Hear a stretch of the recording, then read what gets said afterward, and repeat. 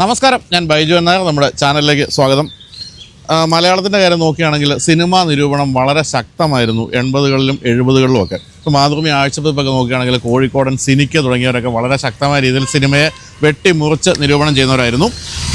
ഇപ്പോഴത്തെ കാലത്തെ പോലെ തന്നെ അവരുടെ നിരൂപണങ്ങൾ വായിച്ച സിനിമയ്ക്ക് പോകുന്നവരും ധാരാളം ഉണ്ടായിരുന്നു. പക്ഷേ അതിനുശേഷം ഒരു വലിയ ഗ്യാപ്പ് വന്നു. എൻ്റെ ഒരു കണ്ടെത്തലാണ് കേട്ടോ. 2000-ന് ശേഷം വലിയൊരു ഗ്യാപ്പ് വന്നു. അതിനുശേഷം യൂട്യൂബ് ശക്തമായ സമയത്താണ് സിനിമാ നിരൂപണങ്ങൾ ശക്തമായത്. ആ മേഖലയിൽ ഇപ്പോൾ ഏറ്റവും അധികം അറിയപ്പെടുന്ന ആളാണ് ഇന്ന് എൻ്റെ കൂടെ ഉള്ളത്, മിസ്റ്റർ അശ്വന്ത് കോക്ക്. നമസ്കാരം കോക്കെ. നമസ്കാരം. ഈ കോക്കിൻ്റെ കാര്യത്തിൽ കോക്ക് ഞാനിപ്പോൾ പറയുന്നത് മാനായും മയിലായും വരും എന്ന് പറഞ്ഞ പോലെ പല രൂപത്തിലൊക്കെയാണ് പ്രത്യക്ഷപ്പെടാറുള്ളത് ചാനലിൽ ഓരോ സിനിമയുടെ റിവ്യൂവിൽ. അപ്പോൾ ഞാൻ ഇത് ഒറിജിനലാണോ മുടിയെന്ന് വന്നപ്പോഴേ ഇത് ഒറിജിനലാണ് കേട്ടോ. അപ്പോൾ ഇതിൻ്റെ മുകളിൽ വീണ്ടും പല വിഗുകളൊക്കെയാണ് പ്രത്യക്ഷപ്പെടാറുള്ളത് അല്ലേ? അതെ അല്ലേ? ചില സിനിമയ്ക്ക് ആവശ്യം വരും. ചില സിനിമയ്ക്കല്ല, ചില സിനിമയുടെ നിരൂപണത്തിന്.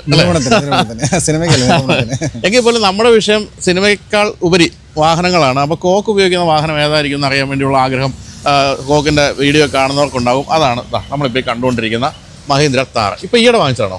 അല്ല, ഒരു വർഷം കഴിഞ്ഞ ഫെബ്രുവരി, കറക്റ്റ് ഡേറ്റ് പറഞ്ഞ ഫെബ്രുവരി 14-ന് ഡെലിവറി ആയിട്ടുള്ളത്. അത് മുതൽ ഇതാണ് ഉപയോഗിക്കുന്നത്. ശരി. അപ്പോൾ ഇത് ഓട്ടോമാറ്റിക് പെട്രോൾ ഓട്ടോമാറ്റിക്കാ? ശരി. മൈലേജ് എങ്ങനെയുണ്ട്? Mileage 7 kilometre. അല്ല, അധികം ഓട്ടം ഉണ്ടോ? ഓട്ടം ലോങ് ട്രിപ്പ് ഒന്നും ഇല്ല, ടൗണിൽ തന്നെ ഓടുന്നത്. തിയേറ്ററിലേക്കുള്ള ഓട്ടം ആയിരിക്കും അത്രേ ഉള്ളൂ. പിന്നെ മൈലേജ് കുറവാണെങ്കിൽ നമുക്ക് അതിൻ്റെതായിട്ടുള്ള പിന്നെ സേഫ്റ്റി പോലെ തന്നെ റൈഡിങ് കംഫർട്ട് ഒക്കെ ഉണ്ട്. അപ്പോൾ ഡീസൽ വേണ്ടെന്ന് വെച്ചാൽ എന്തുകൊണ്ടാണ്? നടന്നാലോ? ഡീസൽ വേണ്ടെന്ന് വെച്ചാൽ പ്രൈസ് ഡിഫറൻസ് ഉണ്ട് ഡീസലായിട്ട് അറിയാലോ. ഇത് ഇതിനേക്കാളൊരു 2-3 lakhs rupees ഡിഫറൻസ് ഉണ്ട്. അതിന് കാശൊക്കെ ഇഷ്ടംപോലെ കിട്ടുന്നില്ല ഇപ്പം. അല്ല, അതുകൊണ്ടല്ലേ നമ്മള് വലിയ ഓട്ടോ ഇല്ലല്ലോ, പിന്നെ ടൗണിലായതുകൊണ്ട് പിന്നെ പെട്രോൾ ആയതുകൊണ്ട് പിന്നെ. കോക്കിന്റെ ശരിക്കും സ്ഥലം എവിടെയാ? എന്റെ സ്ഥലം കോഴിക്കോട് ജില്ലയിൽ തന്നെ പേരാമ്പ്ര. ഈ കോക്ക് എന്ന് പറയുന്ന സ്ഥലം സിഒക്കെ എന്ന് പറയുന്നത് KOK എന്നാണ് എന്റെ അച്ഛന്റെ പേരാണ്, കിഴക്കടയിൽ കുഞ്ഞിക്കണ്ണൻ. അപ്പൊ അത് അതിന്റെ ഇനീഷ്യൽ ആയിട്ടാണ് വന്നിരിക്കുന്നത്. അത് പിന്നെ ഫേസ്ബുക്കില് KOK എന്നിട്ട് അത് പിന്നെ അങ്ങനെയായി, അത് കൂട്ടി വായിച്ച് കോക്കായി.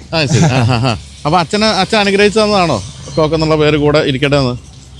അല്ല, അത് സാധാരണ വീട്ടുപേരിടുന്നു, അച്ഛൻ്റെ പേരിടുന്നു, രണ്ടും കൂടെ ഒരുമിച്ച് അങ്ങ് ഇട്ടതോ, വീട്ടുപേര് അച്ഛൻ്റെ പേരും കൂടെ. ശരി. അപ്പം ഈ പറഞ്ഞ പോലെ ശരിക്കും പറഞ്ഞാൽ കോക്കിൻ്റെ പഴയ ഒരു ജീവിതം എന്ന് പറയുന്നത് എനിക്കൊന്നും അറിഞ്ഞുകൂടാ. അതായത് നമ്മൾ പെട്ടെന്നൊരു ദിവസം കാണുന്നു, സിനിമ റിവ്യൂ പറഞ്ഞുകൊണ്ട് യൂട്യൂബിൽ പ്രത്യക്ഷപ്പെടുന്നു, അങ്ങനെയൊക്കെ എനിക്കറിയാമായിരുന്നുള്ളൂ. എന്താണ് പഴയ പൂർവ്വജന്മത്തിൽ എന്തായിരുന്നു, പൂർവാശ്രമത്തിൽ? എപ്പോഴും സിനിമ റിവ്യൂവിൽ കൂടെ അറിയുന്നുണ്ട്. ഞാൻ ടീച്ചറായിരുന്നു. ഞാൻ 2019 മുതൽ പെർമനന്റ് ആയിട്ട് വർക്ക് ചെയ്യായിരുന്നു ഹയർ സെക്കൻഡറിയിൽ. പിന്നെ അത് കഴിഞ്ഞിട്ട് ഞാനിപ്പോൾ കുറച്ചായിട്ട് കഴിഞ്ഞ ജൂൺ മുതൽ ഞാൻ ലീവിലാണ്. ഏതാ വിഷയം? ഞാൻ ഇംഗ്ലീഷ് എടുക്കും. ശരി. അപ്പം ഇനിയിപ്പം തിരിച്ചു വീണ്ടും ആ ജോലിയിലേക്ക് തന്നെ പ്രവേശിക്കും, ലീവാണെന്നേ ഉള്ളൂ അല്ലേ? അതെ അതെ അതെ, പ്രവേശിക്കണ്ട പ്രവേശിക്കും. അപ്പോൾ എന്താണ് ഈ പറഞ്ഞ പോലെ സിനിമാ നിരൂപണം എന്ന് പറയുന്ന ഒരു ഇതിലേക്ക് വരുന്നത്? എഴുതിയാണ് തുടങ്ങിയത് എനിക്കറിയാം, സിനിമ ഗ്രൂപ്പുകളിലുമൊക്കെ ഫേസ്ബുക്കിലൊക്കെ. എന്താണ് സിനിമ ഒരു പാഷൻ ആയിരുന്നു പണ്ടോട്ട്? എന്താണ് ഇതിലേക്ക് വരാൻ കാര്യം? അതെ, സിനിമ ചെറുപ്പം മുതലേ അറിയാം. നമ്മൾ ദൂരദർശനിൽ സൺഡേ കാണുന്നു, പിന്നെ അല്ലാതെ DD4-ൽ കാണുന്നു പഴയ ബ്ലാക്ക് ആൻഡ് വൈറ്റ് ചിത്രങ്ങൾ. അങ്ങനെ കണ്ടു തുടങ്ങിയതാ. അപ്പൊ കണ്ടപ്പോഴേ മിക്ക ആളുകൾക്കുള്ള പോലെ ഇതൊരു ഭയങ്കരമായിട്ടുള്ള ഒരു ഒബ്സഷൻ, ഒരു ക്രേസ്. അങ്ങനെ വന്ന് പിന്നെ ബാബ ഷോപ്പിൽ പോയിട്ട് മറ്റേ നാന, ചിത്രഭൂമി, സിനിമാമംഗളം ഇതൊക്കെ വായിച്ച് ഇതിനോടുള്ളൊരു ത്വര. അത് പിന്നെ നമ്മള് കാലഘട്ടം മാറിയനുസരിച്ച് ഉണ്ടായിട്ടുള്ള സംവിധാനങ്ങൾ മാറി. അങ്ങനെ പിന്നെ തിയേറ്ററിൽ പോയി കാണാൻ തുടങ്ങി. പിന്നെ അതിനുശേഷം ആരാധന, പിന്നെ ലോക സിനിമകൾ കാണാൻ തുടങ്ങി. പിന്നെ കൂടുതലായിട്ട് സിനിമയെ അടുത്തറിയാൻ ശ്രമിച്ച്, പിന്നെ സോഷ്യൽ മീഡിയയുടെ ആവിർഭാവത്തോടു കൂടി പിന്നെ സിനിമ കണ്ടതിന് ശേഷം ചുമ്മാ ഇടാൻ തുടങ്ങി സിനിമ ഗ്രൂപ്പുകളിലൊക്കെ. പിന്നെ അതിനുശേഷം പിന്നെ പല ഗ്രൂപ്പുകളായിട്ട് നമുക്ക് സഹകരിച്ചു പോകാൻ പറ്റുന്ന സിറ്റുവേഷൻസ് ആയി. അവർക്ക് അവരുടേതായ സ്ഥാപിത താല്പര്യങ്ങളും അവരുടേതായിട്ടുള്ള ഗ്രൂപ്പിസും പരിപാടിയൊക്കെ ആയതിനു ശേഷം പിന്നെ സ്വന്തമായിട്ട് വീഡിയോ ചെയ്യാൻ തുടങ്ങിയത്. അപ്പോൾ വീഡിയോ ആകുമ്പോഴുള്ള ഒരു ഗുണം എന്താണെന്ന് വെച്ച് കഴിഞ്ഞാൽ ഇത് കോപ്പി അടിക്കാൻ പറ്റില്ല. എഴുതുന്നത് അങ്ങനെ കോപ്പി പേസ്റ്റ് ചെയ്തിട്ട് പല ആൾക്കാർ യൂസ് ചെയ്യും. അപ്പോൾ ആദ്യം മോണിറ്ററി ബെനിഫിറ്റ് ഒന്നും ഉദ്ദേശിച്ചിട്ടല്ല, നമ്മളെ സ്വന്തമായിട്ട് പറയാ. ആരെങ്കിലും ഡൗൺലോഡ് ചെയ്ത് അപ്ലോഡ് ചെയ്ത് കഴിഞ്ഞാൽ നമ്മുടെ ഫേസും നമ്മളെ ശബ്ദവും തന്നെയല്ലേ കാണാൻ പറ്റുള്ളൂ. അപ്പം അങ്ങനെ ഫേസ്ബുക്കായിരുന്നു എൻ്റെ ലോകം. പിന്നെ യൂട്യൂബിലേക്ക് കാര്യമായിട്ട് വന്നത് ഒരു മരക്കാരൊക്കെ ഇറങ്ങിയതിന് ശേഷം. അതിന് മുമ്പൊരു ചാനൽ ഉണ്ടായിരുന്നു, അത് പിന്നെ ചില സാങ്കേതിക കാരണങ്ങളാൽ ഉപേക്ഷിക്കേണ്ടി വന്നു. പിന്നെ ഈ മരക്കാരിറങ്ങിയ വർഷം അത് മുതലാണ് യൂട്യൂബിൽ പച്ച പിടിച്ച്. അപ്പം എന്താ പറയുക, എഴുത്തിനേക്കാളും എളുപ്പമുള്ളൊരു കാര്യമായിട്ട് നമ്മൾ യൂട്യൂബിൽ ഇരുന്ന് റിവ്യൂ അല്ല, എഴുത്ത് എളുപ്പം. അല്ല, എഴുത്തിന് ഒരുപാട് സൗകര്യങ്ങളുണ്ട്. ഒന്ന്, നമുക്ക് ആലോചിച്ച് എഴുതാലോ. ആ ആ പറയുമ്പോഴേ നമുക്ക് ആലോചിക്കാൻ അത്രയും സമയമില്ല. ആ. പിന്നെ എഴുത്തിൽ നമുക്ക് എഡിറ്റ് ചെയ്യാം. ആ ആ എന്തെങ്കിലും അബദ്ധം പറ്റിയാൽ നമുക്ക് വീണ്ടും കറക്റ്റ് ചെയ്യാം. ഇതുപോലെ സ്ലിപ്പ് ഓഫ് ടങ് വരും. പിന്നെ നമുക്ക് ഒരു ടൈം കൺസ്യൂമിങ് വീഡിയോ ചെയ്യാമെന്ന് പറഞ്ഞു കഴിഞ്ഞാൽ കുറേ പ്രോസസ്സ് ഉണ്ടല്ലോ. എഴുത്ത് നമുക്ക് അപ്പം തന്നെ ശരവടയം പറഞ്ഞിട്ട് ഇടാൻ പറ്റും. അത് ബേസിക്കലി ഡിഫറൻസ് ഉണ്ട്. അപ്പൊ ഈ ഒറ്റ ഇരിപ്പിലിരുന്ന് പറയുകയാണോ ചെയ്യുന്നത് ഇപ്പൊ നമ്മൾ കണ്ടുകൊണ്ടിരിക്കുന്ന റിവ്യൂ? അത് ഞാൻ ആദ്യം എങ്ങനെയായിരുന്നു, 2018 മുതലാണ് ഞാൻ പറഞ്ഞു തുടങ്ങിയത്. അതായത് വീഡിയോ ആയിട്ട് തുടങ്ങിയത്. അപ്പോൾ ആ സമയത്ത് വലിയ ആലോചന ഇല്ല, കാരണം അത്ര ആളുകളെ കാണാനുള്ളൂ. അപ്പോൾ സിനിമ കാണുന്നു, എന്താണ് എനിക്ക് ഫീൽ ചെയ്തത്, അങ്ങനെ ഒറ്റ സ്ട്രെച്ചിലേക്ക് പറയുന്നു. എഡിറ്റ് ഒന്നുമില്ല, പറയുന്നു, നേരെ അപ്ലോഡ് ചെയ്യുന്നു. പിന്നെ എന്താണ് ചില മിസ്റ്റേക്സുകൾ ആളുകൾ കമന്റ്സിൽ പറയും. അങ്ങനെ കുറച്ചും കൂടെ കോഷ്യസ് ആയിട്ട് ചെറിയ രീതിയിൽ എഡിറ്റ് ചെയ്യാൻ തുടങ്ങി. അങ്ങനെ ഇപ്പോഴെന്താണെന്ന് വെച്ച് കഴിഞ്ഞാൽ അത്രയും ആളുകൾ ഫോളോ ചെയ്യുന്നതുകൊണ്ട് എന്തെങ്കിലും ചെറിയ മിസ്റ്റേക്സ് വന്നാൽ അത് ഭയങ്കരമായിട്ട് വിമർശിക്കപ്പെടും. അപ്പോൾ നമ്മൾ മാക്സിമം കെയർഫുൾ ആയിട്ട് ചെയ്യേണ്ടതുള്ളതുകൊണ്ട് കട്ട്സ് അടിക്കാറുണ്ട്. അതായത് ഒറ്റ സ്ട്രെച്ച് പറയാതെ എനിക്ക് കട്ട്സ് അടിക്കുന്ന സ്ഥലത്ത് കട്ട്സ് അടിച്ചിട്ട് എഡിറ്റ് ചെയ്ത് വിടുന്നത്. വലിയ എഡിറ്റിംഗ് ഒന്നുമില്ല, ചില ഭാഗം കട്ട് ചെയ്ത് ഒഴിവാക്കും. മിക്കതും പറയുന്നതിന്റെ പകുതിയെ ഞാൻ അപ്ലോഡ് ചെയ്യാറുള്ളൂ, കുറെ ഒഴിവാക്കി കളയും. ഫുൾ അപ്ലോഡ് ചെയ്ത് കഴിഞ്ഞാൽ അത് വേറെ ആയിരിക്കും ലെവൽ. ശ്രീനിവാസൻ പണ്ട് പറഞ്ഞിട്ടുണ്ട്, ഞാൻ ചെയ്യാതെ വിട്ട ഞാൻ പറയാതെ വിട്ടതാണ് കൂടുതലുള്ളത്.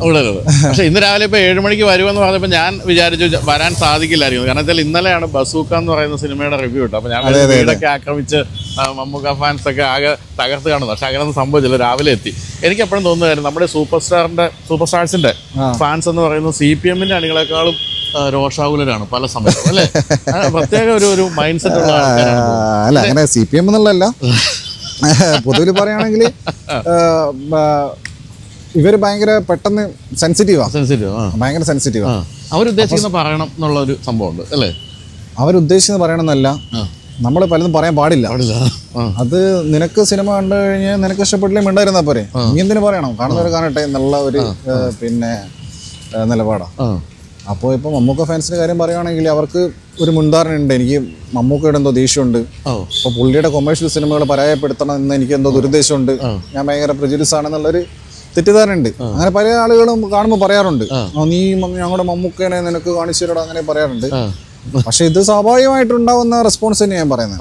അല്ലാതെ ഞാൻ ഇങ്ങനെ ഇന്ന ഒരു നടന്റെ സിനിമ നന്നാക്കി പറയാം, അല്ലെ ഒരാളുടെ സിനിമ മോശമാക്കി പറയാം, അങ്ങനെ ഒരു ഉദ്ദേശമില്ല. സ്വാഭാവികമായിട്ട് സംഭവിക്കുന്നു. എങ്കിലും പെട്ടെന്ന് ചോദിച്ചാൽ ഈ പറഞ്ഞ 2 സൂപ്പർ സ്റ്റാർസിൽ ആരെയാണ് കൂടുതൽ? അല്ല, അത് ഞാൻ എപ്പോഴും പറഞ്ഞില്ല, ലാലേട്ടനെ തന്നെയാണ് എനിക്ക് പേഴ്സണലി ഒരു നടൻ എന്ന നിലയ്ക്ക്, വ്യക്തി എന്ന നിലയ്ക്കല്ല ഞാൻ ഉദ്ദേശിക്കുന്നത്, നടൻ എന്ന നിലയ്ക്ക് ലാലേട്ടനായിട്ട് കമ്പയർ ചെയ്യാൻ പോലും പാടില്ല. കാരണം അദ്ദേഹം അത്രയും നാച്ചുറൽ ആയിട്ടുള്ള, അത്രയും ഇന്റൻസ് ആയിട്ടുള്ള നടനാണ്. പക്ഷേ പുതിയ മോഹൻലാലിനെ അങ്ങനെ കണക്കാക്കാൻ പറ്റുമോ? പറ്റൂല. ലാലേട്ടൻ ആഫ്റ്റർ ഒടിയൻ പുള്ളിക്ക് ഫിസിക്കലി ഒരുപാട് ലിമിറ്റേഷൻസ് ഉണ്ട്. അതിന്റെ സയന്റിഫിക് ആയിട്ട് അതിന്റെ തെളിവൊന്നും എൻ്റെ കയ്യിലില്ല. പക്ഷെ ഞാൻ അന്വേഷിച്ചതും പറഞ്ഞു വെച്ചിട്ട് നമുക്കെന്നെ കണ്ടാൽ മനസ്സിലാവല്ലോ, പുള്ളിക്ക് ഫേഷ്യൽ ആയിട്ടുള്ള കുറെ ഫ്ലെക്സിബിലിറ്റി കുറെ നഷ്ടപ്പെട്ടു, വല്ലാതെ സ്ട്രഗിൾ ചെയ്യുന്നുണ്ട്. അത് ബിഗ് ബ്രദർ എന്ന് പറഞ്ഞ സിനിമയെ കണ്ടാൽ മനസ്സിലാവും, താടി എടുക്കാൻ പോലും പറ്റാത്ത അവസ്ഥ. ഇപ്പോൾ സത്യന്റെ കടന്റെ സിനിമയിൽ താടി എടുക്കുന്നുണ്ട് പറയുന്നു, പക്ഷെ എന്നാലും അങ്ങ് ശരിയായിട്ടില്ല. അതെ, ശരിക്കും ഈ പറഞ്ഞ മുഖത്തെ വികാരങ്ങളൊന്നും വരാത്ത രീതിയിലേക്കൊരു ഭയങ്കര സ്റ്റിഫായി, റബ്ബർ ബാൻഡ് പോലെ വലിഞ്ഞു കിടക്കുക, വൈബാഗ് പോയി. അങ്ങനെ അദ്ദേഹത്തിന്റെ ആയിട്ടുള്ള സാധനം ഉണ്ടല്ലോ, അദ്ദേഹത്തിന്റെ ഫേസ് ആണല്ലോ അദ്ദേഹം ലാസ്റ്റ് ഒടിന് മുമ്പ് ചെയ്ത ചിത്രം വില്ലനാ, ബി ഉണ്ണികൃഷ്ണൻ. അതിനകത്ത് ഗംഭീര പെർഫോമൻസ്. സിനിമ വലിയ വിജയമില്ലെങ്കിലും അതിനുശേഷം അങ്ങനെ ലാലേട്ടൻ കണ്ടിട്ടില്ല. അതിനുശേഷം വിജയ് സിനിമകൾ പരിശോധിച്ചാൽ മനസ്സിലാവും അദ്ദേഹത്തിന്റെ ഒരു നാച്ചുറൽ ആയിട്ടുള്ള ആ ഒരു ചാമിങ് ആയിട്ടുള്ള ക്യാരക്ടേഴ്സ് അല്ല വിജയിച്ചിട്ടുള്ളത്. അപ്പൊ ദൃശ്യം 2 എന്ന് പറയുന്ന സിനിമ അദ്ദേഹം വളരെ സീരിയസ് അതിനകത്ത്. ദൃശ്യം 1-ലുള്ള ലാലേട്ടന്റെ പെർഫോമൻസ് അല്ല ദൃശ്യം 2. പിന്നെ വിജയിച്ചിട്ടുള്ള ലൂസിഫർ ആയി കഴിഞ്ഞാലും വളരെ ഇന്റൻസ് ആയിട്ട് സീരിയസ് ആയിട്ടുള്ള ക്യാരക്ടറാണ്, കണ്ണുപോലും ബ്ലിങ്ക് ചെയ്യാത്ത ക്യാരക്ടറാണ്. അങ്ങനത്തെ അദ്ദേഹത്തിന് പ്രശ്നമില്ല, എമ്പുരാനിലും പ്രശ്നമില്ല. പക്ഷെ പഴയ ഇപ്പൊ ഹലോല് ചെയ്ത ലാലേട്ടൻ, അതായത് അദ്ദേഹം സാഗർ കോട്ടപ്പുറം അതുപോലെ സാധനം ചെയ്യുക, അത് സ്ക്രിപ്റ്റ് എന്തോ ആയിക്കോട്ടെ, അദ്ദേഹം അഴിഞ്ഞാടുന്ന പരിപാടിയുണ്ട്. അതിനകത്തേക്ക് വരുമ്പോഴാണ് ലിമിറ്റേഷൻ ഈ ഫേഷ്യൽ ആയിട്ടുള്ള. അത് ബിഗ് ബ്രദറിലൊക്കെ ഭയങ്കരമായിട്ട്, ഇട്ടിമാണി എന്ന് പറഞ്ഞ സിനിമയിലൊക്കെ ശരിയാണ് ഭയങ്കരമായിട്ട് എനിക്ക് പേഴ്സണലി ഫീൽ ചെയ്ത്. അങ്ങനെ ഇപ്പൊ ഈ സൂപ്പർ സ്റ്റാർഡം എന്ന് പറയുന്നത് ഇപ്പൊ ഈ രണ്ടുപേരും മമ്മൂട്ടി മോഹൻലാൽ ആണല്ലോ പ്രധാന സൂപ്പർ സ്റ്റാർസ്. ഇവർ കഴിഞ്ഞാൽ ഈ ഒരു മലയാള സിനിമയിൽ സൂപ്പർ സ്റ്റാർഡം എന്ന് പറയുന്നത് അല്ലെങ്കിൽ ഒരു സൂപ്പർ സ്റ്റാർ ഇനി ജനിക്കുമോ എന്താ തോന്നുന്നത്? അങ്ങനെ ജനിക്കൂല പറയാൻ പറ്റൂല, അത് നമുക്ക് പ്രിഡിക്റ്റ് ചെയ്യാൻ പറ്റില്ല. പക്ഷേ നിലവിലെ സാഹചര്യത്തിൽ അങ്ങനെ ഒരു കംപ്ലീറ്റ് ഒരു ഈവൻ മമ്മൂക്ക് പോലെ ഒരു കംപ്ലീറ്റ് പാക്കേജ് അല്ല. പക്ഷെ അദ്ദേഹത്തിനായിട്ടുള്ള ഭീകരമായിട്ടുള്ളൊരു ഓറയുള്ള ഒരു നടനാണ്. അതുപോലെ തന്നെ ഡയലോഗ് ഡെലിവറി, കഥാപാത്രങ്ങൾ ഒറ്റയ്ക്ക് കെയർ ചെയ്യാൻ കഴിവുള്ള ഒരു നടനാണ്. അപ്പം അങ്ങനെ അത്രയ്ക്കും ആഴ്ന്നിറങ്ങിയിട്ട് റോൾസ് ചെയ്ത് ഇപ്പം പിന്നെ പറഞ്ഞു വന്നിരുന്നത് ദിലീപായിരുന്നു. ദിലീപ് ഒരു പരിധി വരെയൊക്കെ വന്നിരുന്നു, പക്ഷേ ഇവരത്ര കഴിവില്ല എന്നാണ് ഞാൻ പേഴ്സണലി മനസ്സിലാക്കുന്നത്. പിന്നെ പൃഥ്വിരാജ് ഒരുപാട് ലിമിറ്റേഷൻസ് ഉള്ള നടനാണ് നടന്ന നിലയ്ക്ക്. പൃഥ്വിരാജായിട്ടൊക്കെ തന്നെയാണ് പലപ്പോഴും. അതെ അതെ അതെ അതെ, അദ്ദേഹത്തിന്റെ ഡയലോഗ് ഡെലിവറി കഴിഞ്ഞ പരിപാടികളൊക്കെ തന്നെ. അപ്പം അങ്ങനെയാണ് നിലവിൽ എൻ്റെ അറിവിലില്ല, എൻ്റെ കാഴ്ചപ്പാടില്ല. അപ്പോൾ ഇപ്പോഴത്തെ ഇപ്പം ഈ പഴയ ഒരു തലമുറ ഏതാണ്ട് പൂർണ്ണമായിട്ട് സിനിമയിൽ നിന്ന് പോയിട്ട്, ഇപ്പോൾ ഉദാഹരണമായിട്ട് നമ്മൾ KPS ലളിത, ഇന്നസെന്റ് അങ്ങനെയുള്ളവരെല്ലാം പോയിട്ട് എനിക്കൊന്നും പേരറിയാത്തവരാണ് ഇപ്പം മലയാള സിനിമയിൽ അധികമുള്ള ആളുകളൊക്കെ. അവരത്രയൊക്കെ പ്രോമിസിംഗ് ആയിട്ട് തോന്നിയിട്ടുണ്ടോ? പ്രോമിസിംഗ് ആണ്, പക്ഷേ പഴയ ആളുകൾ അത്ര കഴിവില്ല. പഴയ ആളുകളുടെ കഴിവ് കൊണ്ട് മാത്രം വിജയിച്ചാലേ നമുക്ക് ബോറടിക്കാത്ത നമ്മൾ റിപ്പീറ്റ് വാല്യൂ ഉള്ള എത്രയോ സിനിമകളുണ്ട്. അപ്പോൾ ഇവരുടെ അഭിനയം എന്ന് പറഞ്ഞു കഴിഞ്ഞാൽ ഇവരൊരു സീന് അങ്ങ് ട്രൈ ചെയ്യുക. അപ്പോൾ അജു വർഗീസിന് ഒരു ഇൻ്റർവ്യൂവിൽ പറഞ്ഞിട്ടുണ്ട്, ഇപ്പം പല നടന്മാരെയും പഴയ നടന്മാരെ അവർ പോലും അറിയാതെ അറിയാൻ മീൻസ് നമുക്ക് മനസ്സിലാകാത്ത രീതിയിൽ അനുകരിച്ചിട്ട് ചെയ്തുകൊണ്ടിരിക്കുന്നു. അപ്പോൾ സ്വതസിദ്ധമായിട്ടൊരു ശൈലി ഉണ്ടാക്കിയെടുത്ത് ഒരു സീന് എൻഹാൻസ് ചെയ്യാൻ അത്രയും പൊട്ടൻഷ്യൽ ഉള്ള നടന്മാർ ഇപ്പോഴില്ല. അതൊരു ഫാക്റ്റാണ്.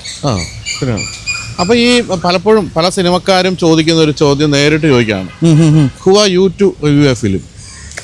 അല്ല, ഞാനൊരു പൗരൻ, ഒരു സാധാരണ മനുഷ്യൻ. അപ്പോൾ എനിക്കത് പറയാനുള്ള സ്വാതന്ത്ര്യം നമ്മുടെ ഭരണഘടന നൽകുന്നുണ്ട്. എനിക്കത് മതി, അല്ലാതെ ഇവിടെ സിനിമാക്കാരുടെ സർട്ടിഫിക്കറ്റ് ആവശ്യമില്ല. അപ്പം പറയാം. അപ്പം ഈ പറഞ്ഞ പോലെ മലയാള സിനിമയുടെ എന്താ പറയുക, സിനിമ എന്ന് പറയുന്നത് വിജയിപ്പിക്കുകയും അതുപോലെ പരാജയപ്പെടുത്തുകയും ചെയ്യുന്നതിൽ റിവ്യൂവേഴ്സിന് ഒരു പങ്കുണ്ടെന്ന് വിശ്വസിക്കുന്നുണ്ടോ? ഇല്ല, അങ്ങനെ വിശ്വസിക്കുന്നില്ല. കാരണം ഇപ്പോൾ ഏറ്റവും ഉദാഹരണമായിട്ട് പറയുമ്പോൾ എമ്പുരാൻ എന്ന് പറഞ്ഞ സിനിമ, ഞാനത് എനിക്ക് ഇഷ്ടപ്പെടാത്ത സിനിമയാണ്. ഞാനതിന് negative review quote and quote പറയുകയാണെങ്കിൽ നെഗറ്റീവ് ആയിട്ടുള്ള റെസ്പോൺസ് കൊടുത്തിരിക്കുന്നു. അത് മലയാളത്തിൽ ഏറ്റവും വലിയ വിജയം മാറി, ഏറ്റവും ഇൻഡസ്ട്രി ടൈം മാറി. അപ്പോൾ അത് ബാധിക്കുന്നില്ല. അതെന്തായിരിക്കും കോക്കിന്റെ ഒരു ഭാവുകത്വം അല്ലെങ്കിൽ ഒരു സിനിമയെ മനസ്സിലാക്കുന്ന രീതിയിലുണ്ട ഒരു പാളിച്ചയായിട്ട് തന്നെ കാണുന്നുണ്ടോ, അതോ ജനങ്ങളുടെ രീതി വേറൊന്നാണ് എന്ന് അതിലൂടെ തോന്നിയോ? അല്ല, ജനങ്ങളുടെ രീതി എന്ന് പറഞ്ഞു കഴിഞ്ഞാൽ ഭൂരിപക്ഷ അഭിപ്രായത്തോട് യോജിച്ച് നിൽക്കുമ്പോഴാണ് ആളുകൾക്ക് പ്രശ്നമില്ലാത്തത്. ഭൂരിപക്ഷ അഭിപ്രായത്തിന് ഘടകവിരുദ്ധമായിട്ടാണ് എൻ്റെ അഭിപ്രായമെങ്കിൽ ആളുകൾ എതിർക്കും. പിന്നെ കുറേയൊക്കെ ആളുകളുടെ ഒരു മോബ് സൈക്കോളജിയാണ്. ഇപ്പോൾ എല്ലാ ആളുകളും പോയി കാണുന്നൊരു സിനിമ, ഇപ്പോൾ എമ്പുരാൻ്റെ കാര്യം അറിയാലോ, അപ്പോൾ പോയി കാണുക എന്നുള്ള ആ ഒരു ആൾക്കൂട്ടത്തിൻ്റെ കൂടെ സഞ്ചരിക്കുക എന്നുള്ളതാണ്.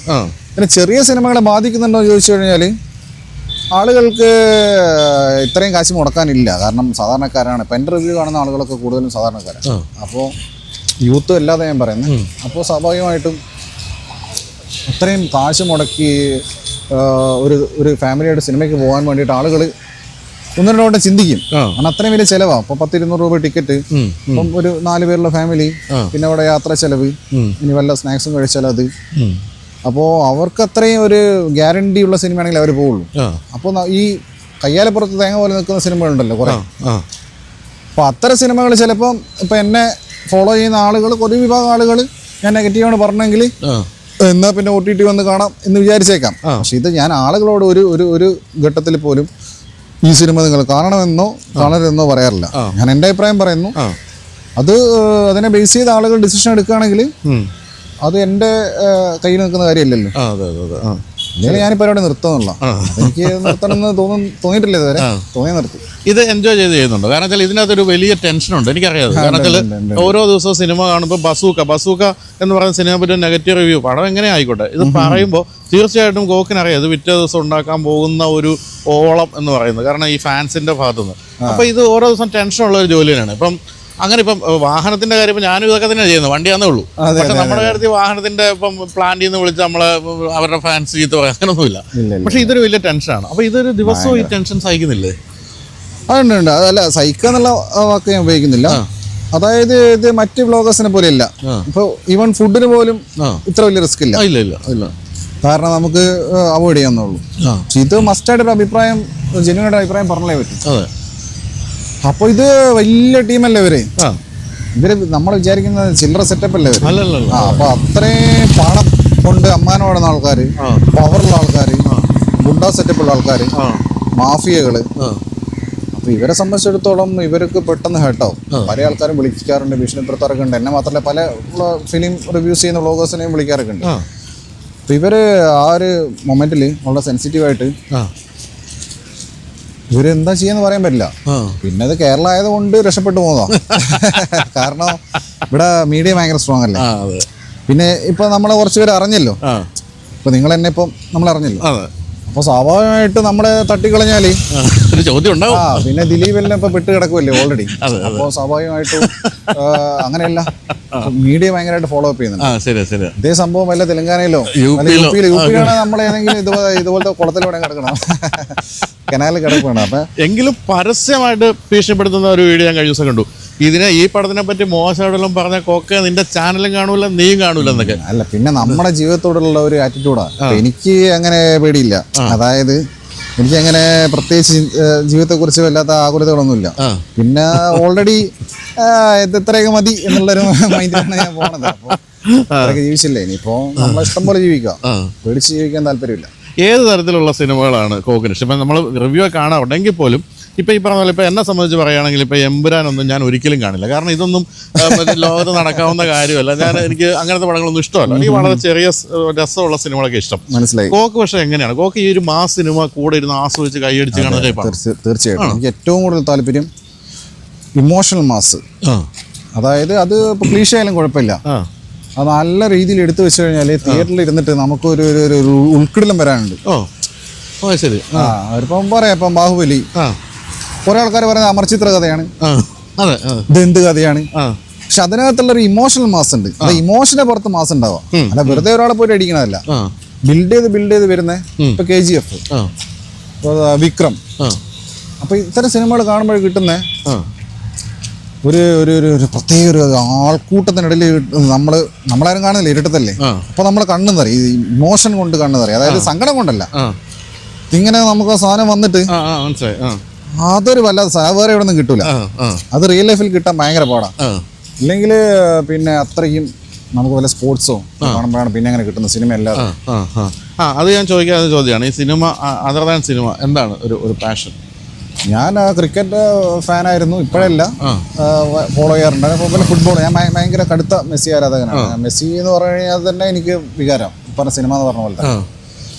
അപ്പോൾ ഇപ്പോഴും പഴയ വീഡിയോസ്, അപ്പോൾ ഒരു റീല് കണ്ടാൽ പോലും ചിലപ്പോൾ കണ്ണു നനയും, അല്ലെങ്കിൽ അത് കാണുമ്പോഴും ഇങ്ങനെ വല്ലാത്തൊരു വികാരം വരും. സിനിമ അല്ലാതെ സ്പോർട്സ്, പിന്നെ അല്ലാതെ വായനയൊന്നുമില്ല.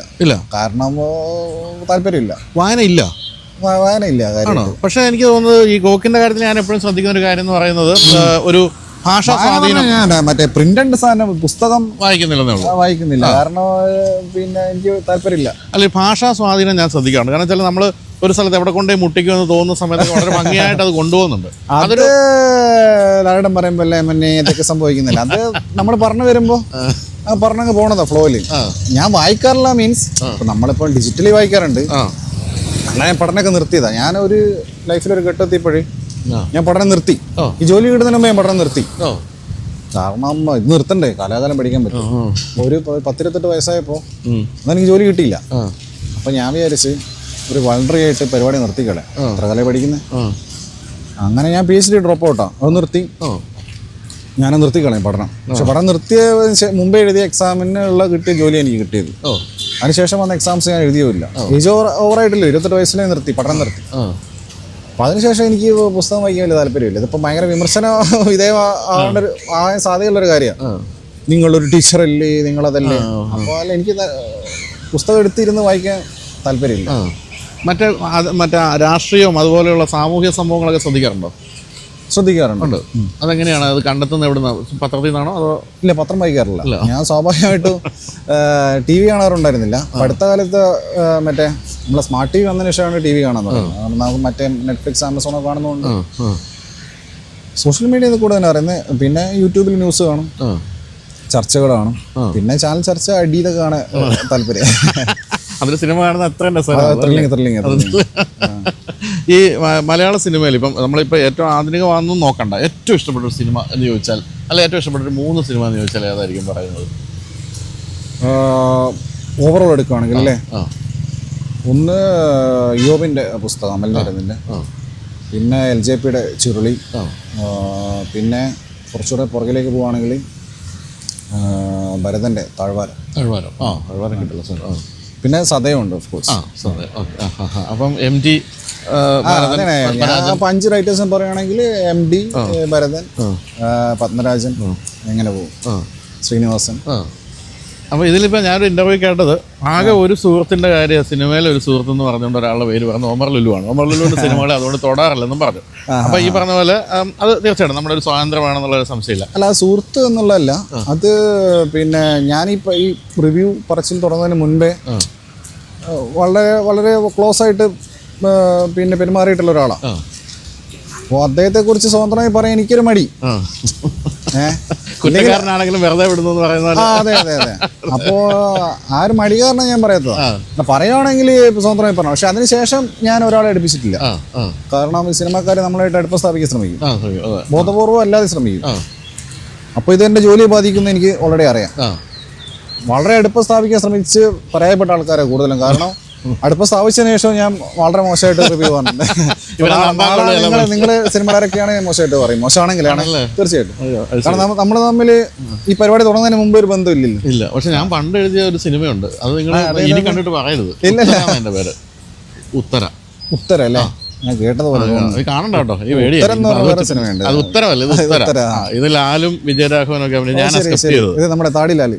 അതെ, അപ്പൊ അത് കണ്ടിട്ടൊന്നും മിണ്ടരുത് കേട്ടോ. ഞാൻ പറഞ്ഞു യൂട്യൂബിൽ എവിടെ കിടപ്പുണ്ട്, മനോരമ മാക്സിലൊക്കെ ഉണ്ട്. ഈ മലയാള സിനിമയിൽ കോക്കിന്റെ ഒരു സ്ഥാനം എന്ന് പറയുന്നത് കോക്ക് മനസ്സിലാക്കുന്നുണ്ട്. കാരണം എൻ്റെ അടുത്ത് നന്ദുചാട്ടനെ അതേ കണ്ടായിരുന്നു. പുള്ളിയായിട്ടുള്ള നല്ല പുള്ളി നന്നായി സംസാരിക്കുന്നത്. പുള്ളി പറയുന്നത് സിനിമയിൽ അഭിനയിച്ചുകൊണ്ടിരിക്കുമ്പോൾ ഈ താരങ്ങൾ തമ്മിലൊക്കെ പറയുന്നത് നന്നായിട്ടൊക്കെ അഭിനയിച്ചോണം കണ്ടില്ല, കോക്ക് തന്നെ പിടിക്കുമെന്നൊക്കെ പറയുന്ന രീതിയിൽ അങ്ങനെ പല സിനിമയൊക്കെ വർക്ക് ചെയ്യുന്ന ആൾക്കാരും എൻ്റെ അടുത്ത് പറഞ്ഞിട്ടുണ്ട്. ഇങ്ങനെ ഒരു സീന് ചെയ്യുന്ന സമയത്ത്, എഴുതുന്ന സമയത്ത് നാളെ ഇവനെ എടുത്തിട്ട് അലക്കുമോ എന്നുള്ളൊരു ചിന്ത വരാറുണ്ട് പറഞ്ഞിട്ടുണ്ട്. അല്ല, ഞാനങ്ങനെ ഒരു സ്ഥാനം എന്നുള്ളല്ലേ, ഞാനിങ്ങനെ എൻ്റെ ഒരു രീതിയിൽ കാര്യങ്ങൾ പറഞ്ഞങ്ങ് പോകുന്നുള്ളൂ. അതിനപ്പുറത്തെ ആളുകൾ എങ്ങനെ ചിന്തിക്കുന്നുള്ള ഞാൻ അധികം ബോധപ്പെടാറില്ല. അങ്ങനെ ഒരുപാട് ചിന്തിച്ചാലേ നമുക്ക് ഇത്തരം മേഖലയിൽ നിൽക്കാൻ പറ്റുള്ളൂ. അപ്പോൾ നമ്മൾ M. കൃഷ്ണൻ നായർ സാറാണ് സാഹിത്യ നിരൂപണത്തിലെ മലയാളത്തിൽ ഏറ്റവും അറിയപ്പെടുന്നത്. അദ്ദേഹം ഒരിക്കലും ഒരു നോവലോ കഥയോ എഴുതിയിട്ടില്ല എന്ന് പറഞ്ഞ പോലെ കോക്ക് ഒരിക്കലും ഒരു സിനിമ ചെയ്യില്ല എന്നുണ്ടോ, അതോ ചെയ്യുമോ? അല്ല, അത് എനിക്ക് തന്നെ തോന്നണ്ടേ, ഞാനതിനെ പറ്റിയ ആളാണെന്ന്. നമുക്കൊരു സെൽഫ് കോൺഫിഡൻസും നമ്മളെ ഉള്ളിൽ നിന്ന് വരണ്ടേ. ഇപ്പം ഞാൻ തന്നെ ഇപ്പോൾ സിനിമ റിവ്യൂ അല്ലാതെ ഒരു ടോപ്പിക്ക് ചെയ്യണമെങ്കിൽ പോലും അതിൻ്റെ ഉള്ളിൽ നിന്ന് വരണം. ഇന്ന വിഷയത്തെക്കുറിച്ച് പറഞ്ഞേക്കാം, അല്ല എനിക്ക് പറയാനുണ്ട് എന്ന് തോന്നിയാൽ മാത്രമേ ചെയ്യും. അല്ലാതെ ഇതങ്ങ് ഇട്ട് ഒരു 10-15 മിനിറ്റ് ഇട്ട് കഴിഞ്ഞാൽ ഇത്ര $1 കിട്ടുമെന്ന് വിചാരിച്ചിട്ട് ഞാൻ ഇന്ന് വരെ ഒരു വീഡിയോ ഇട്ടിട്ടില്ല, ഇടാനും പോകുന്നില്ല. അപ്പം അതുപോലെ ഇപ്പോൾ എനിക്ക് തന്നെ പല ഓഫേഴ്സും വരാറുണ്ട്. നിങ്ങളൊരു സിനിമ ചെയ്യും, ഞാൻ പ്രൊഡ്യൂസ് ചെയ്യാം, അല്ലെങ്കിൽ പിന്നെ ഞാനൊരു സ്ക്രിപ്റ്റും കൂടെ തരാം, നിങ്ങൾ ഡയറക്റ്റ് ചെയ്യും എന്ന് പറഞ്ഞിട്ട് പറയാറുണ്ട്. പ്രമുഖർ പറയാറുണ്ട്, പേര് ഞാൻ പറയുന്നില്ല. അപ്പം ഞാൻ പറഞ്ഞു എനിക്കത് തോന്നില്ല, ചെയ്യാൻ പറ്റിയ ടൈമായി, അല്ലെങ്കിൽ ഞാനതിന് പ്രാപ്തനാണെന്ന് എനിക്ക് നിലവിൽ തോന്നില്ല. ഫ്യൂച്ചറിൽ എനിക്ക് തോന്നിയാലേ ഞാൻ ചെയ്യുമായിരിക്കും, അതിപ്പോൾ പറയാൻ പറ്റില്ല. എന്തായാലും കോക്കിൻ്റെ വിമർശകർ ഏറ്റവും കൂടുതൽ നോക്കിയിരിക്കുന്നത് കോക്ക് സിനിമയിലായിരിക്കും. അല്ല, ഞാൻ അത്രയും കോൺഫിഡൻസ് എനിക്ക് വന്നിട്ട് ഞാൻ ഒരു കാര്യം ചെയ്ത് കഴിഞ്ഞാൽ വിമർശകർ എനിക്കൊരു വിഷയമില്ല. കാരണം എനിക്ക് അത്രയും കോൺഫിഡൻസ് ഉള്ള കാര്യം ഞാൻ ചെയ്യാറുള്ളൂ. ഇല്ലെങ്കിൽ എനിക്ക് എല്ലാ കാര്യം ചെയ്യണമെന്ന് യാതൊരു നിർബന്ധമില്ല. ഇന്നെന്താ കാര്യങ്ങൾ ചെയ്യണമെന്ന് എനിക്ക് വിഷ് ലിസ്റ്റും ഇല്ല. ഓൾറെഡി എനിക്ക് ചെയ്യാൻ ഉദ്ദേശിച്ച കാര്യങ്ങൾ ചെയ്ത് കഴിഞ്ഞതാണ്.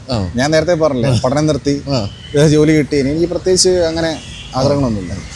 ഒരു ദിവസം എത്ര സിനിമ വരെ കണ്ടിട്ടുണ്ട്? മാക്സിമം 3 കാണാൻ വെച്ചാൽ ഇത്തിരി ടയറിംഗ് ആണ് അല്ലേ? 5 കാണുന്ന ആൾക്കാരുണ്ട്.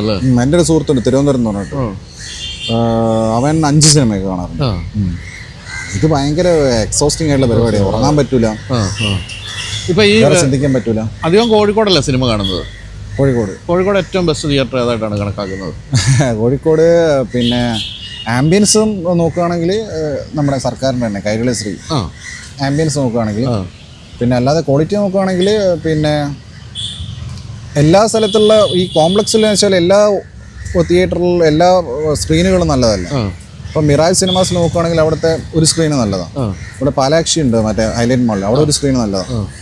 ക്രൗണൊക്കെ പോക്കാം, ക്രൗണൊക്കെ പഴയ പേര് മാത്രമേ ഉള്ളൂ. പിന്നെ ഇപ്പോൾ മറ്റേ ഡിസ്റ്റൻസ് ഇഫൻ എടുത്തതിന് ശേഷം അപ്സരയും രാധയും എന്നാണ്. പക്ഷേ രാധ ഭയങ്കര നീളോ, സൗണ്ട് നമുക്ക് കിട്ടൂല. പിന്നെ അവിടെ 7.1 അപ്സര 4K അറ്റ്മോസ് ആണ്. പക്ഷെ സീറ്റ് ഒരുപാട് സീറ്റുള്ളതുകൊണ്ട് തന്നെ വളരെ അടുത്ത സീറ്റാണ്. ആളില്ലാത്ത സിനിമയ്ക്ക് പ്രശ്നമില്ല, 10 ആൾ വരുന്ന സിനിമയ്ക്ക് പ്രശ്നമില്ല.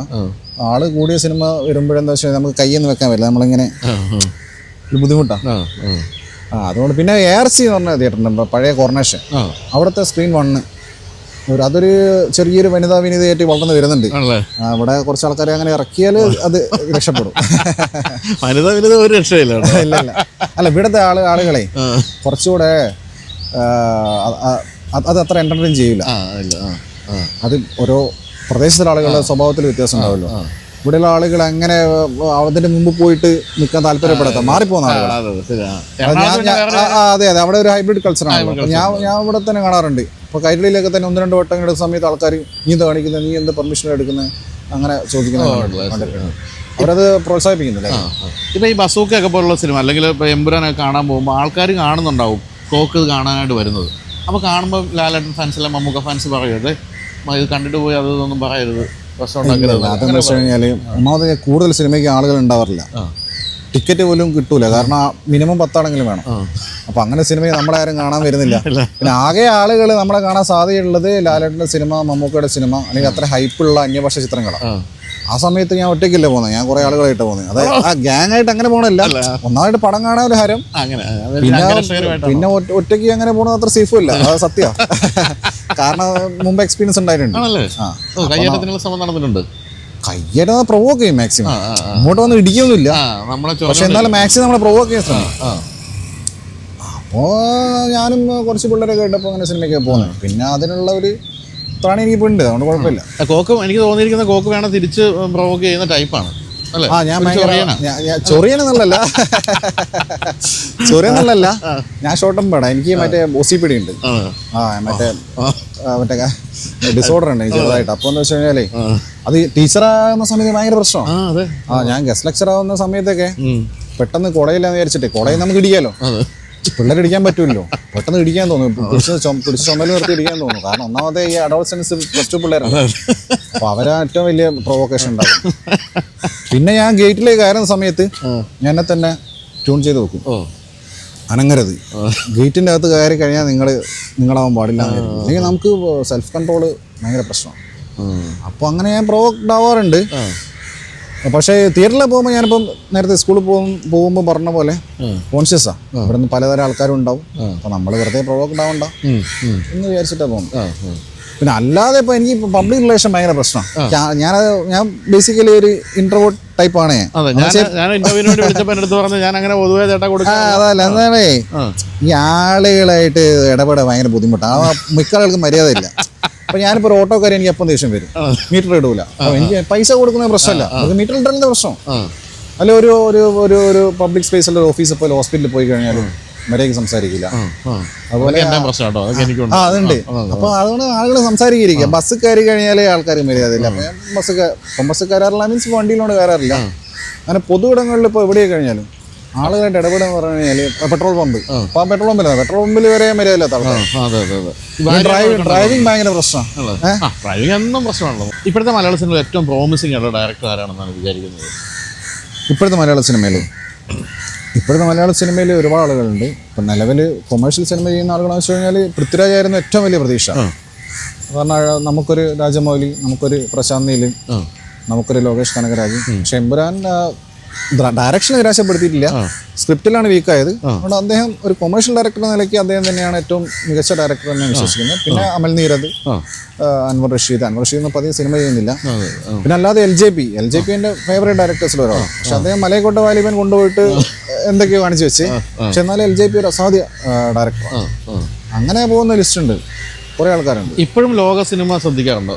എല്ലാ സിനിമകളും കാണുമോ? ശ്രദ്ധിക്കപ്പെടുന്ന സിനിമകളെല്ലാം കാണുക. പല ഞാൻ നേരത്തെ പുസ്തകം വായിക്കുന്ന കാര്യം പറഞ്ഞ പോലെ എനിക്കിങ്ങനെ ഇതിനായിട്ട് മെനക്കെടാനൊന്നും വയ്യ. ഏത് കുറേ ക്ലാസിക്കുകൾ കണ്ടു കളയാം, അല്ലെങ്കിൽ കുറേ കൊറിയൻ പടം കണ്ടു കളയാം. എനിക്ക് റാൻഡംലി കാണുമെന്ന് തോന്നുന്ന സിനിമയെ കാണാറുള്ളൂ. ഇപ്പോൾ ചില സിനിമകളെ കുറിച്ച് നമ്മൾ വായിക്കുമ്പോൾ നമുക്കൊരു തോന്നാം ഇത് സിനിമ കണ്ടേക്കാം. അല്ല, കുറേ സിനിമകൾ കണ്ട് കുറേ സിനിമാ വിവരം ഉണ്ടാക്കി കളയാം, അങ്ങനെയുള്ള ഉദ്ദേശമൊന്നുമില്ല. കാരണം ഞാൻ സിനിമ കണ്ടിട്ട് എൻ്റെ റിവ്യൂ കാണുന്ന ആളുകൾ സിനിമയെക്കുറിച്ച് പഠിച്ച് അതിനെക്കുറിച്ച് അറിവുണ്ടാക്കാനൊന്നുമല്ല. ആളുകൾക്ക് ആ സിനിമ കൊള്ളാവോ ഇല്ലയോ അറിയണം, അത്രേ ഉള്ളൂ. അപ്പോൾ ഇതിപ്പോൾ ഒരു അക്കാഡമിക്കൽ, ഒരു തിയററ്റിക്കൽ ഒരു പെർസ്പെക്റ്റീവിൽ സെമിനാർ എടുക്കുമ്പോൾ അല്ല ഞാൻ ചെയ്യുന്നത്. പിന്നെ ഞാൻ മടിയനാ ബേസിക്കലി. എനിക്ക് ഏറ്റവും താല്പര്യവും ഒന്നും ചെയ്യാതിരിക്കില്ല. അപ്പോൾ അങ്ങനെയുള്ള ഒരാൾ പിന്നെ വെറുതെ സിനിമ കാണാൻ വരെ എനിക്ക് മടിയാണ്. പുറമേയുള്ള ആളുകൾ കാണുമ്പോൾ വിചാരിക്കും നല്ല സുഖമല്ലേ, ഭയങ്കര മെനക്കെടല്ലേ. ഇന്നലെ ഇപ്പം 3 സിനിമയുണ്ട്. ഇന്നലെ ഇപ്പം ബസ്സൊക്കെ രാവിലെ 9 മണിക്കുണ്ട്, 3:45 ആലപ്പുഴ ജിംഖാന കണ്ട്. രാത്രി 10:30 മറ്റേ അജിത്തിൻ്റെ ഗുഡ് ബാഡ് അഗ്ലി കണ്ടു. ഇന്നിപ്പോൾ മരണമാസം കാണാൻ പോകും. ഇതൊരു മെനക്കെട, ഇതൊരു ജോലി പോലെ തന്നെ മെനക്കെട. ഇതിനകത്ത് ഒരു മത്സരം ഉണ്ടോ ഇപ്പം മലയാളത്തിലെ ഈ സിനിമ നിരൂപണത്തിൽ? കാരണം സിനിമ കണ്ട ഉടൻ തന്നെ ആരാദ്യം എനിക്ക് മത്സരമില്ല. കാരണം ഞാൻ യുണീക്കാണ്. അത് ഞാൻ തള്ളാൻ വേണ്ടി പറയുന്നില്ല. കാരണം ഞാൻ എപ്പോഴും ആൾക്കാർ കാണും. ഇപ്പോൾ ഫോർ എക്സാമ്പിൾ പറയുകയാണെങ്കിൽ വേറെ ആളുകളുടെ റിവ്യൂ കണ്ടാലും ഓക്കിന് വന്നു ഇതും കൂടി കണ്ടേക്കാം. പക്ഷെ മറ്റുള്ളവർക്ക് ചിലപ്പോൾ എന്നെ കൊണ്ട് ബുദ്ധിമുട്ടായേക്കാം. കാരണം ഞാൻ നേരത്തെ ഇട്ട് കഴിഞ്ഞാലേ കോക്കിന് കണ്ടേ. ഇനിയിപ്പോൾ ഒന്നാമത് ആളുകൾ നമ്മൾ വിചാരിക്കുമ്പോൾ അത്ര റിച്ച് ഒന്നുമല്ല. ഈ ജീവിക്കെല്ലാം വലിയ പ്രശ്നമുള്ള ആൾക്കാരാണ്. ഇപ്പോൾ നിങ്ങൾക്ക് അൺലിമിറ്റഡ് ഡാറ്റ ഉണ്ടാവും, ചിലപ്പോൾ എനിക്കും കാണും. ഒരു ദിവസം 1.5 GB ഉള്ള ഒരാൾക്ക് വെറുതെ ഇരുന്ന് 10-15 മിനിറ്റ് കാണാൻ വേണ്ടി അവർക്ക് അതിനുള്ള ഇതില്ല, ഡാറ്റ ഇല്ല. അപ്പോൾ അവർക്ക് പ്രിഫറൻസ് ഉണ്ടാവും. എല്ലാവരും ഇരുന്ന് കാണുമൊന്നുമില്ല. അപ്പോൾ ഞാൻ പരമാവധി ടൈം എടുത്ത് പതുക്കെ ഇടാറുള്ളൂ. കാരണം എനിക്ക് കോമ്പറ്റീഷൻ ഇല്ലാത്തതുകൊണ്ട്. പിന്നെ ഇവരെല്ലാം എൻ്റെ സുഹൃത്തുക്കളാണ്. ഇപ്പം മലയാളത്തിൽ യൂട്യൂബിൽ സിനിമ റിവ്യൂ ചെയ്യുന്ന എല്ലാ ആളുകളും തന്നെ, എല്ലാവരും വെച്ചാൽ പ്രോമിസിങ് ആയിട്ടുള്ള പ്രോമിനൻ്റ് ആയിട്ടുള്ള ആളുകളൊക്കെ തന്നെ എൻ്റെ അടുത്ത സുഹൃത്തുക്കളാണ്. അപ്പോൾ ഞങ്ങൾ തമ്മിൽ യാതൊരു കോമ്പറ്റീഷനും ഇല്ല. അപ്പോൾ അവരവരുടെ കിട്ടേണ്ട വ്യൂസ് കിട്ടും. പിന്നെ ഈ ടൈമിങ്ങിൻ്റെ പ്രശ്നമുണ്ട്. ആദ്യം ഇടുമ്പോഴും ശരി ആൾക്കാർക്ക് കിട്ടും. പിന്നെ അവർ പൊതുവേ പറയാറുണ്ട് കോക്കിട്ട് കഴിഞ്ഞാൽ അവരെ വ്യൂസ് ഡൗൺ ആവാറുണ്ടെന്ന് പറയാറുണ്ട്. കാരണം പിന്നെ ആളുകൾ മറ്റേത് കാണാൻ പ്രിഫറൻസ് കുറയും. പിന്നെ അതുപോലെ തന്നെ യൂട്യൂബ് തന്നെ പിന്നെ നമുക്ക് പ്രിഫറൻസ് തരും, കൂടുതൽ വ്യൂസും കമൻസും നമുക്കറിയാലോ. ഇപ്പം നമ്മളിപ്പോൾ ഒരു സിനിമ കാണുമ്പോഴത്തേക്ക് ഇപ്പോൾ ഞാൻ നേരത്തെ പറഞ്ഞ പോലെ ഇപ്പോൾ പുതിയ ആക്ടേഴ്സിൻ്റെ ഒന്നും പേരുകളോ കാര്യങ്ങളോ കൃത്യമായിട്ട് ഇപ്പോൾ അറിയണമെന്നില്ല. കാരണം അതുപോലെ പുതിയ ആൾക്കാർ വരുന്നുണ്ട്. അങ്ങനെ ഒരു അബദ്ധം പറ്റിയതാണോ? ഇപ്പോൾ ഈയിടെ എമ്പുരാൻ കണ്ടപ്പോൾ റിക്യു എന്ന് പറയുന്ന ആളെ പറ്റി അദ്ദേഹം എന്താ ഹോട്ടലിലെ ജോലിക്കാരനാണോ അങ്ങനെ എന്താ പറഞ്ഞത്? അത് അറിയാതെ പറഞ്ഞ ചൈനീസ് കുക്കാണെന്ന് പറഞ്ഞത്. അത് അല്ല, അത് ഞാൻ മനഃപൂർവ്വം പറഞ്ഞു. അത് മുൻപ് ഞാൻ അത്ര ശ്രദ്ധിക്കാറുണ്ടായിരുന്നില്ല.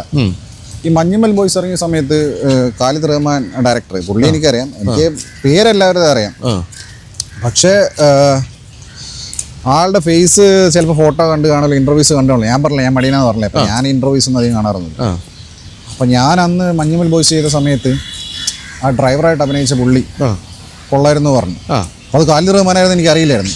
ഞാൻ ഹരീഷ് ഉത്തമനാന്ന് വരെ വിചാരിച്ചിട്ടുണ്ടായിരുന്നു. അത് ആക്ടേഴ്സിന് നമ്മൾ നേരത്തെ പല സിനിമകളുണ്ട് നോട്ട് ചെയ്യും. ഇപ്പം ഡയറക്ടേഴ്സ് വന്ന് അഭിനയിച്ചു കഴിഞ്ഞാൽ, ഇല്ല റൈറ്റേഴ്സ് വന്ന് അഭിനയിച്ചു കഴിഞ്ഞാൽ അത് ബാക്ക്ഗ്രൗണ്ട് ചെക്ക് ചെയ്തിട്ടില്ലെങ്കിൽ അവർ പണി കിട്ടും. അന്ന് മറ്റേ ഉണ്ണിക്കും പണി കിട്ടി, ഉണ്ണി വ്ളോഗ്സിന്. പുള്ളി ഡ്രൈവർ ചേട്ടൻ എന്ന് പറഞ്ഞിട്ട്. അപ്പം അതിനുശേഷം ഞാൻ കൃത്യമായിട്ട് കാസ്റ്റിംഗ് നോക്കാറുണ്ട്. പക്ഷെ അത് കൃത്യമായിട്ട് എങ്ങനെയാണ് അറിയാൻ പറ്റുന്നത്? കാരണം ഇപ്പം അല്ല, അതിന് സോഴ്സസ് ഉണ്ട്. അത് പിന്നെ അവർ തന്നെ ബുക്ക് മൈ ഷോ കൊടുക്കുന്നുണ്ട്. പിന്നെ യൂട്യൂബിൽ താഴെ ഡിസ്ക്രിപ്ഷനായി കൊടുക്കുന്നുണ്ട്. പിന്നെ അല്ലാതെ വിക്കിപീഡിയ IMDb ഒക്കെ ഉണ്ട്. പക്ഷെ അത് 100% ലേബിൾ അല്ല. ഇവര് കൊടുക്കുന്ന എന്താ ലേബിളാണ്. പിന്നെ നമുക്ക് ഇതൊക്കെ ആരോടും വിളിച്ചു ചോദിച്ചാൽ അറിയാൻ പറ്റുന്ന കാര്യമുള്ളൂ. പക്ഷെ റിക്യുവിൻ്റെ അതല്ല. റിക്യുവിൻ്റെ ഞാൻ പറയാതിരുന്നതെന്ന് വെച്ച് കഴിഞ്ഞാൽ അത് സ്പോയിലറാ. ലാസ്റ്റ് റിക്യുവിനെ കാണിച്ച് ഒരു ഇമ്പാക്ട് ഉണ്ടായില്ല എനിക്ക് പറയാൻ പറ്റൂല്ലോ ഫസ്റ്റ് ഡേ. കാരണം അത് അവര് തന്നെ കാലങ്ങളായിട്ട് പുറകുവശം കാണിച്ചിട്ട് ആൾക്കാരെ ഒരു മുൾമുനയിൽ നിർത്തിയതാ. പക്ഷെ എനിക്ക് റിക്യുവിനെ കാണിച്ചപ്പോ അയ്യേ എന്നായിപ്പോയി. അപ്പോ സ്വാഭാവികമായിട്ടും എനിക്ക് റിക്യുവിനെ അറിയാത്തോണ്ടല്ല അയ്യേ എന്നായിപ്പോയത്. പുള്ളി ഫീൽഡ് ഔട്ട് ആയ ഒരാളാ. പുള്ളി ഇപ്പോഴും ആക്റ്റീവായിട്ടുള്ള ആക്ടറല്ല. പുള്ളി ജെയിംസ് ബോണ്ട് പടത്തിൽ ഞാൻ PS ബ്രോസിന്റെ പടമൊക്കെ ഞാൻ തിയേറ്ററിൽ കണ്ടതാ. ഈ തെറി വിളിക്കുന്നവർ ചിലപ്പം അത് ചിലപ്പോൾ ഇപ്പം അടുത്തായി കണ്ടു. അപ്പം ഞാൻ പടം കാണാത്തതുകൊണ്ടല്ല, റിക്യുവിനെ എനിക്ക് അറിയാത്തതുകൊണ്ടല്ല. ഇനി സപ്പോസ് റിക്യുവിനെ എനിക്ക് അറിയില്ലാന്നെങ്കിൽ പോലും റിക്യുവിന് ആരാണെന്ന് ലാസ്റ്റ് കാണിച്ച് ഇയാൾ ആരാന്ന് അന്വേഷിച്ചിട്ട് ഞാൻ റിവ്യൂ ചെയ്യുള്ളൂ ഇപ്പോൾ. കാരണം ഓൾറെഡി നമുക്ക് അബദ്ധം പറ്റിയുണ്ട്. പക്ഷേ എനിക്ക് ഓൾറെഡി അറിയുന്ന ആളായിരുന്നു റിക്യു. അപ്പം ഞാൻ മനഃപൂർവ്വം പറഞ്ഞ അത് ഒരു ഇമ്പാക്റ്റ് ഉണ്ടാക്കിയില്ല എന്ന് സർക്കാസ്റ്റിക്കലി പറഞ്ഞ. അത് മനസ്സിലാക്കാനുള്ള ബോധം ഇല്ലാത്ത ആളുകൾ എന്ത് ചെയ്തു, ഇത് ഏറ്റെടുത്ത് പ്രത്യേകിച്ച് ഇൻസ്റ്റയില് 2K കിഡ്സ് ഒക്കെ ഭയങ്കര വൈറലാക്കി. അതെനിക്ക് നല്ല ഗുണമായി. കാരണം എന്നെ കുറച്ചും കൂടെ റീച്ച് കിട്ടി. നമുക്ക് ഇൻസ്റ്റയിലൊക്കെ കുറച്ചും കൂടെ റീച്ച് കിട്ടി. അപ്പോൾ ഇന്നലെ ഞാനിപ്പോൾ ആലപ്പുഴ ജിംഖാനേൻ്റെ റിവ്യൂ ചെയ്ത സമയത്ത് ടാഗ് ഉണ്ട്, പ്രൈസ് ടാഗ്. ഞാൻ കട്ട് ചെയ്തില്ല. കട്ട് ചെയ്യാൻ എനിക്ക് എന്താ കത്രി വാങ്ങാൻ പ്രാപ്തി ഇല്ലാത്തതുകൊണ്ടല്ലോ ഞാനത് കട്ട് ചെയ്തില്ല. അത് എനിക്കറിയാതെ കട്ട് ചെയ്തില്ലെങ്കിൽ ആൾക്കാർ അതിനെക്കുറിച്ച് കമന്റ് എടുത്ത് എനിക്കറിയാം. അപ്പം അങ്ങനെ ചില മനഃപൂർവ്വം, കാരണം എനിക്ക് പെർഫെക്ഷൻ ആവശ്യമില്ലല്ലോ. ഇത് കട്ട് ചെയ്തിട്ട് ഞാൻ ഗുസ്തിക്കാരനല്ലല്ലോ. അപ്പം എനിക്ക് സ്വാഭാവികമായിട്ടും ഗ്ലൗസ് ഉപയോഗിക്കുന്ന ആളല്ലോ. പുതിയ ഗ്ലൗസാണ് ഞാൻ കട്ട് ചെയ്തില്ല. അപ്പോൾ ആൾക്കാർ കമന്റ് ഇടുന്നത് ഇത് കടയിൽ തന്നെ തിരിച്ചു കൊടുക്കാനാണ് റിവ്യൂ കഴിഞ്ഞിട്ട്. അപ്പോൾ കാശ് പോലല്ലോ. അപ്പോൾ ഈ പടം കണ്ടിട്ട് ഇറങ്ങി വരുന്ന വഴി ഇതൊക്കെ വാങ്ങിച്ചോണ്ടോ വീട്ടിൽ വരുന്നത് ഗ്ലൗസ് ഒക്കെ? അല്ല, ഇത് വാടകയ്ക്ക് കിട്ടും.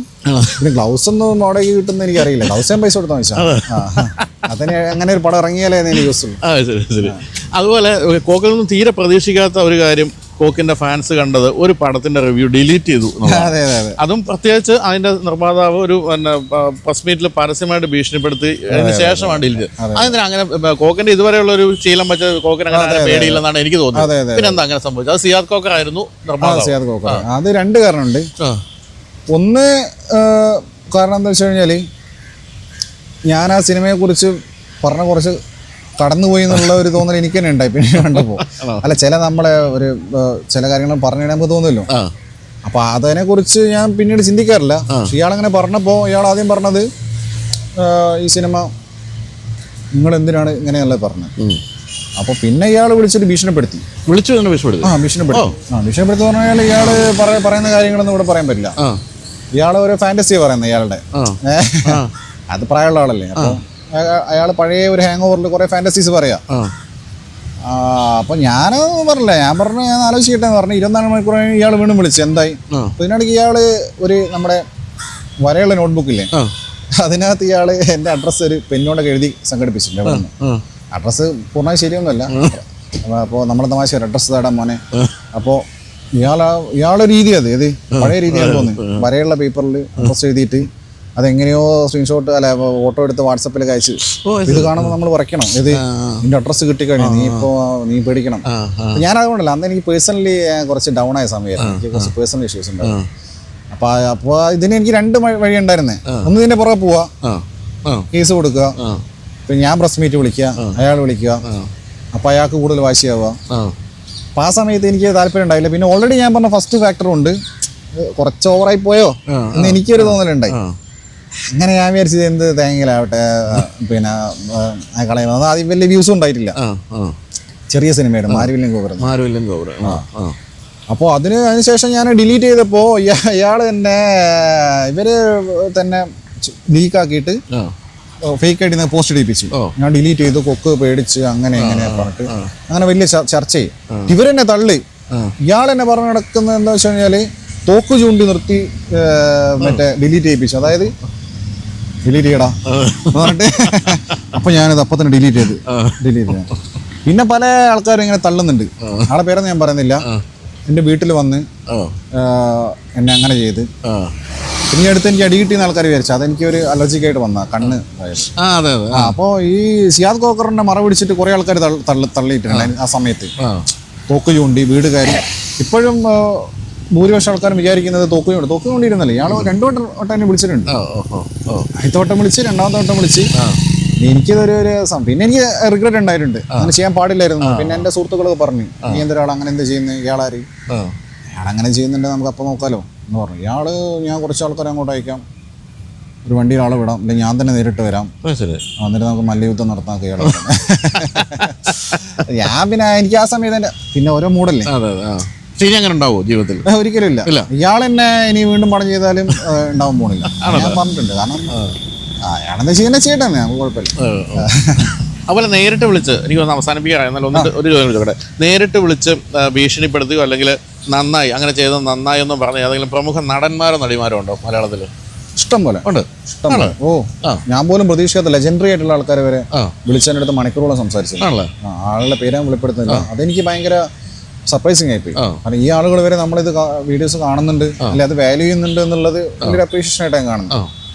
അതുണ്ട്, ഇഷ്ടം പോലെ ഒരുവിധ ആളുകളൊക്കെ വിളിച്ചിട്ടുണ്ട് എന്നുള്ളതാണ് സത്യാവസ്ഥ. അത് അവർ തന്നെ ചില ആൾക്കാർ പറയാറുണ്ട്, ഇങ്ങനെ സംസാരിച്ചത് ഒരു വേറെ ആൾ അറിയേണ്ടെന്ന രീതിക്ക് പറഞ്ഞിട്ട് സംസാരിക്കാറുണ്ട്.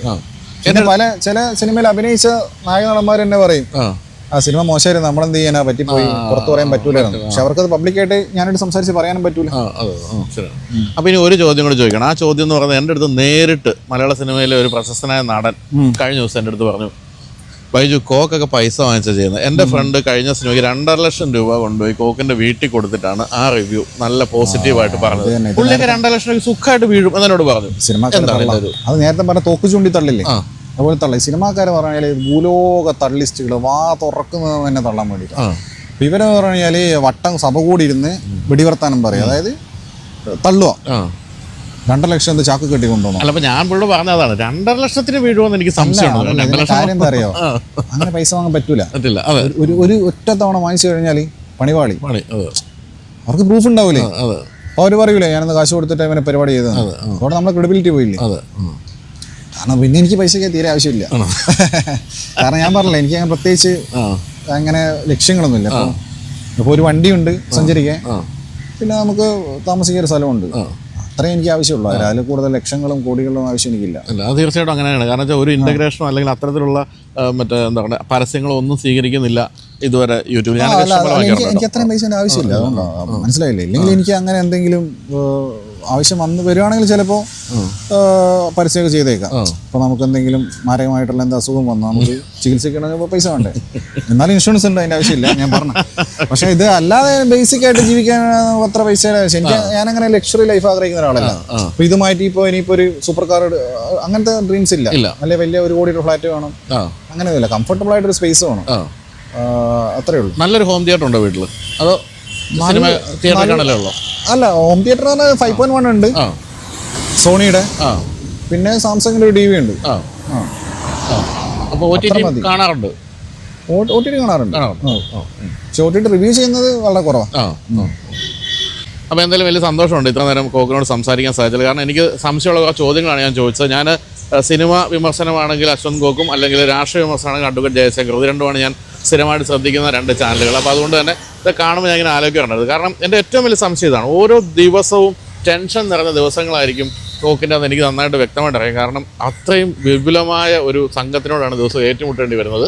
അത് മറയ്ക്കുള്ളിൽ ഉള്ള ഒരു സംഘമാണെന്നുള്ളതാണ് മറ്റൊരു പ്രശ്നം. എന്തായാലും പക്ഷേ നമ്മളെല്ലാവരും അംഗീകരിക്കുന്ന റിവ്യൂസായിട്ട് ഇപ്പോൾ കോക്കിനെ മാറിയിട്ടുണ്ട്. കാരണം കോക്കിൻ്റെ സിനിമകൾ റിവ്യൂസിന് താഴെയുള്ള കമൻറ്റുകൾ വായിക്കുമ്പോൾ നമുക്ക് മനസ്സിലാകും പഴയൊരു നെഗറ്റീവ് സാധനമൊക്കെ പോയിട്ട് പലരും സത്യമാണല്ലോ ഇങ്ങനെ പറയുന്നത് എന്നുള്ള ഒരു രീതിയിലേക്ക് മാറിക്കൊണ്ടിരിക്കുന്നുണ്ട് നമ്മുടെ ഒരു പൊതു സമൂഹം എന്നുള്ള കാര്യം. അപ്പോൾ എന്തായാലും കീപ് ഗോയിങ്. അപ്പോൾ കണ്ണ് മറ്റേ എന്തൊരു അസുഖം വന്നോ, ഇടി കിട്ടിയാണെന്നൊക്കെ പലരും ചോദിക്കുന്നത്. ഇടി ഇതുവരെ കിട്ടിയിട്ടില്ല, നമ്മൾ സ്പോട്ട് തിരിച്ചടിക്കും. അപ്പോൾ എന്തായാലും അങ്ങനെ സംഭവിക്കാതിരിക്കട്ടെ.